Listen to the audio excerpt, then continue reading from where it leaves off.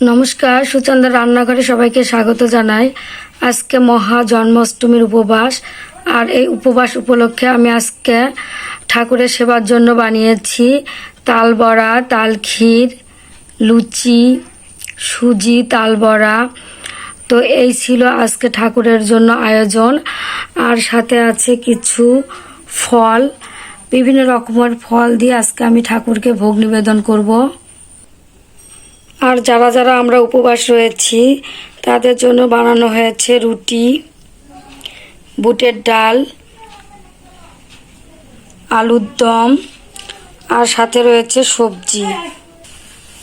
আজকের আয়োজন আপনাদের কেমন লেগেছে কমেন্ট করে জানাবেন। ভিডিওটা ভালো লেগে থাকলে সবার সঙ্গে শেয়ার করবেন, সাবস্ক্রাইব করে আমার পাশে থাকবেন। সবাই ভালো থাকবেন, সুস্থ থাকবেন। আবারও দেখা হবে নতুন কোনো ভিডিও নিয়ে। সবাইকে ধন্যবাদ।